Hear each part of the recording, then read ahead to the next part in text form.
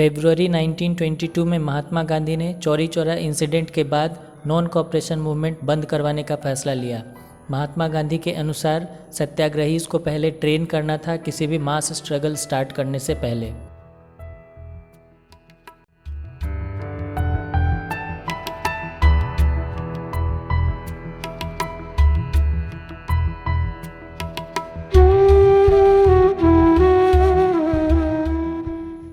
इधर कांग्रेस के कुछ लीडर्स मास स्ट्रगल करते करते थक गए थे और वो चाहते थे कि प्रोविंशियल इलेक्शन में पार्टिसिपेट करें। उनका मानना था कि काउंसिल में पहुंचकर ब्रिटिश पॉलिसीज़ को क्रिटिसाइज करने से बदलाव आ सकता है।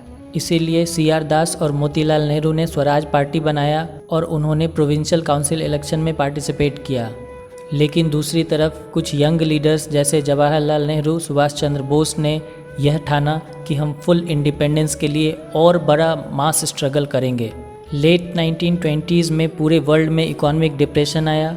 इंडिया में भी एग्रीकल्चरल प्राइसेस बहुत ज़्यादा गिर गए।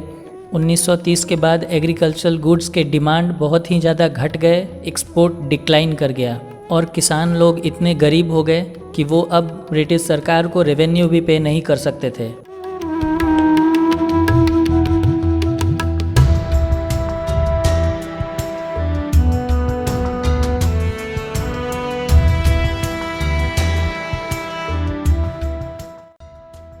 इन सब के बीच ब्रिटेन में टॉरी गवर्नमेंट बनी जो कंजर्वेटिव लोगों की गवर्नमेंट थी। इन्होंने एक स्टैट्यूटरी कमीशन सेटअप किया सर जॉन साइमन के अंडर में, जिसका नाम दिया गया साइमन कमीशन।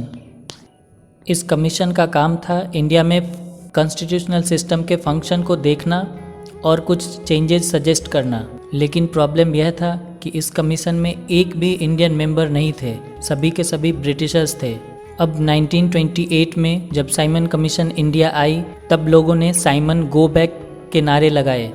कांग्रेस, मुस्लिम लीग एवं अन्य सभी पार्टियों ने मिलकर साइमन कमीशन का विरोध किया।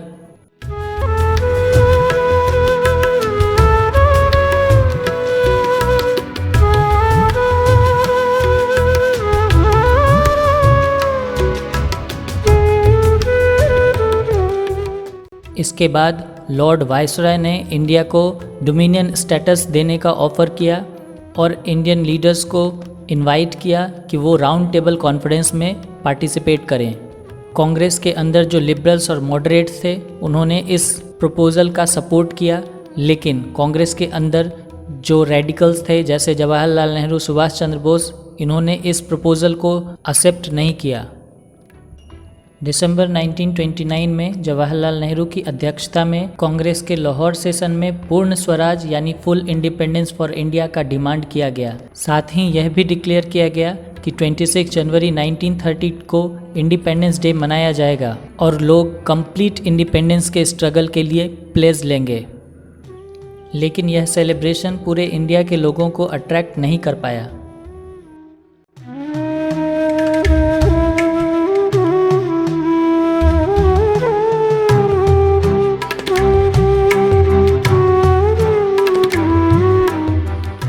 जनवरी 31, 1930 को महात्मा गांधी ने वाइसरॉय लॉर्ड इरविन को एक लेटर लिखा जिसमें महात्मा गांधी ने 11 डिमांड्स किए। ये सभी डिमांड जनरल इंटरेस्ट के थे जिसमें इंडस्ट्रियलिस्ट से लेकर पीजेंट्स सभी का फ़ायदा होता। इस लेटर में महात्मा गांधी ने लॉर्ड इरविन को एक अल्टीमेटम भी दिया कि अगर आपने हमारे ये 11 डिमांड्स नहीं माने तो हम पूरे कंट्री में एक full fledge civil disobedience campaign चलाएंगे। लॉर्ड इरविन के तरफ से कोई भी पॉजिटिव रिस्पांस नहीं आने पर 11 मार्च 1930 को महात्मा गांधी ने सॉल्ट मार्च स्टार्ट किया। महात्मा गांधी अपने 78 ट्रस्टेड वॉलंटियर्स के साथ 24 डेज तक चलते रहे। 240 माइल्स चलकर वह साबरमती से डांडी पहुँचे और वहाँ पहुँचकर उन्होंने salt tax and salt law को वायोलेट किया। उन्होंने सी वाटर को बॉयल करके सॉल्ट बनाया और यहीं से सिविल डिसोबीडियंस मूवमेंट स्टार्ट हो गया। इस बार लोगों से आग्रह किया गया कि वो केवल अंग्रेज़ों के साथ कोऑपरेट ही ना करें बल्कि अंग्रेज़ों के बनाए हुए लॉज को भी तोड़ दें। महात्मा गांधी की बात मानकर कई लोगों ने सॉल्ट लॉ को वायोलेट किया, फॉरेन क्लॉथ्स को बॉयकॉट किया, लिक्वर शॉप्स को पिकेट किया गया, चौकीदारी टैक्सेस और रेवेन्यूज़ गांव में लोगों ने नहीं दिए, विलेज ऑफिशियल्स ने रिज़ाइन कर दिया और कई जगहों पे फॉरेस्ट लॉ वायलेट किए गए, यानी लोग रिजर्व फॉरेस्ट में भी घुस गए अपने कैटल्स के साथ। इस मूवमेंट से घबराकर कॉलोनियल गवर्नमेंट ने कांग्रेस के सभी लीडर्स को एक एक करके अरेस्ट करना स्टार्ट किया, जिसके कारण कई जगहों पे फिर से वायलेंट क्लैशेस होने लगे। अप्रैल 1930 में जब खान अब्दुल गफ्फार खान को अरेस्ट कर लिया गया, तब पेशावर में एंग्री क्राउड्स डिमॉन्स्ट्रेट करने लगे, लेकिन उन पर पुलिस द्वारा गोलियां चलाई गई, जिसमें कई लोग घायल हो गए और कई लोग मारे गए।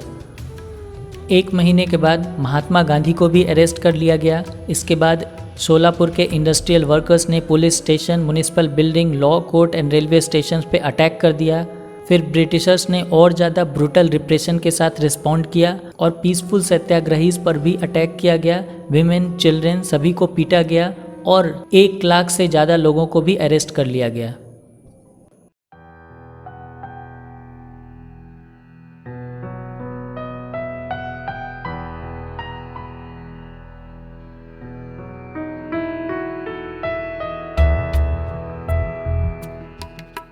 इस सिचुएशन को देखते हुए महात्मा गांधी ने मन बना लिया कि वो सिविल डिसोबीडियंस मूवमेंट को बंद कर देंगे और उन्होंने लॉर्ड इरविन के साथ एक समझौता किया 5 मार्च 1931 को।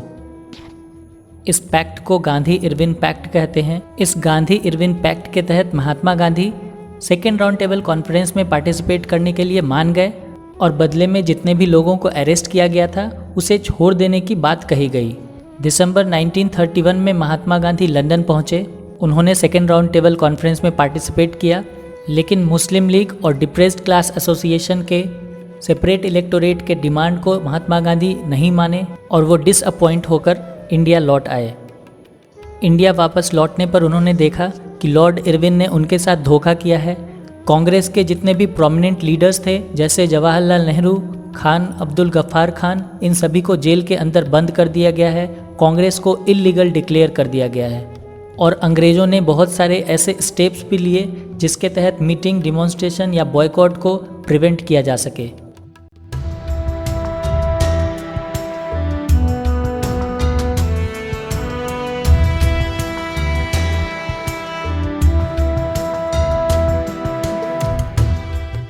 इस हालात को देखते हुए महात्मा गांधी ने सिविल डिसोबीडियंस मूवमेंट को दोबारा लॉन्च करने का ऐलान कर दिया। करीब 1 साल तक यह मूवमेंट चला, लेकिन 1934 में इस मूवमेंट ने अपना मोमेंटम खो दिया। इस सिविल डिसोबीडियंस मूवमेंट में रिच पीजेंट्स ने इंथुजियास्टिकली पार्टिसिपेट किया था, लेकिन रिच पीजेंट्स के लिए स्वराज का मतलब था स्ट्रगल अगेंस्ट हाई रेवेन्यूज़। लेकिन 1931 में जब महात्मा गांधी ने मूवमेंट को बंद करवा दिया था, तब ये लोग काफ़ी निराश हुए थे और इसके बाद जब सिविल डिसोबीडियंस मूवमेंट दोबारा स्टार्ट हुआ तो इन लोगों ने पार्टिसिपेट नहीं किया। अब चूँकि पुअर पीजेंट्स का डिमांड रिच पीजेंट्स के द्वारा उनके रेवेन्यू को और उनके रेंट को माफ़ कर देना था, इसीलिए पुअर पीजेंट्स के डिमांड को कांग्रेस ने इनकॉर्पोरेट नहीं किया और पुअर पीजेंट्स ने सिविल डिसोबीडियंस मूवमेंट में पार्टिसिपेट नहीं किया। अंग्रेज़ों ने इंडियन मर्चेंट्स एंड इंडस्ट्रियलिस्ट के बिजनेस पर बहुत सारे रेस्ट्रिक्शंस लगाए हुए थे। तब सिविल डिसोबीडियंस मूवमेंट के दौरान बिजनेस क्लास लोग ऑर्गेनाइज हुए और उन्होंने सिविल डिसोबीडियंस मूवमेंट में पार्टिसिपेट किया। लेकिन इधर वर्कर्स का डिमांड चूँकि इंडस्ट्रियलिस्ट और बिजनेस क्लास लोगों के खिलाफ था, इसीलिए कांग्रेस ने वर्कर्स के डिमांड को इनकॉर्पोरेट नहीं किया और वर्किंग क्लास लोग सिविल डिसोबीडियंस मूवमेंट में पार्टिसिपेट नहीं कर पाए। सिविल डिसोबीडियंस मूवमेंट में महिलाओं का बहुत बड़ा योगदान रहा। महिलाओं ने प्रोटेस्ट मार्चेज, सॉल्ट सत्याग्रह एवं अन्य गतिविधियों में पार्टिसिपेट किया और कई महिलाएं तो जेल भी गईं। शहरों में ये महिलाएं हाई कास्ट फैमिलीज़ की थीं और गांवों में रिच पीजेंट्स हाउस होल्ड्स की।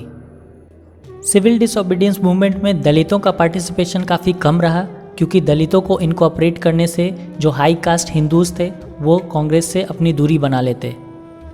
दलितों के लिए B.R. अम्बेडकर ने डिप्रेस्ड क्लास एसोसिएशन बनाया था और वो महात्मा गांधी से क्लैश कर गए थे सेकेंड राउंड टेबल कॉन्फ्रेंस में सेपरेट इलेक्टोरेट के डिमांड के लिए।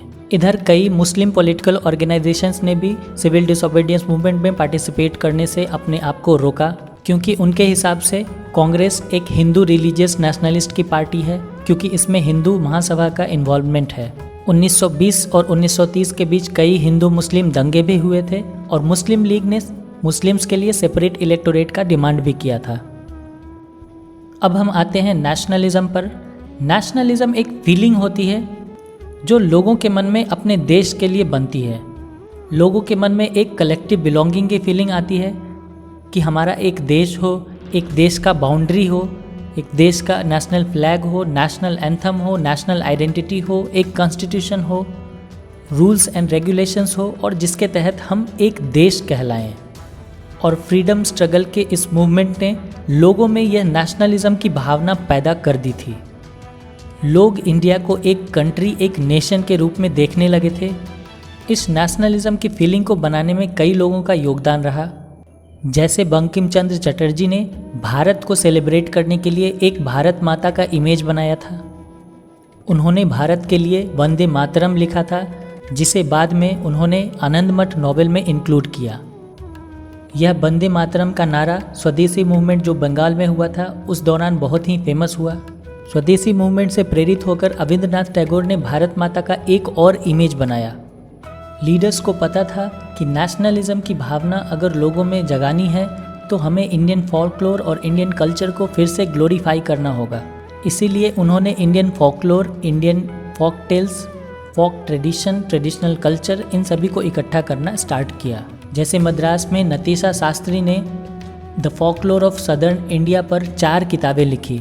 स्वदेशी मूवमेंट के दौरान एक ट्राई कलर फ्लैग भी डिज़ाइन किया गया था जिसमें 8 लोटसेस थे जो ब्रिटिश इंडिया के 8 प्रोविंसेस को रिप्रेजेंट करते थे और एक क्रिसेंट मून था जो हिंदू मुस्लिम्स को रिप्रेजेंट करते थे।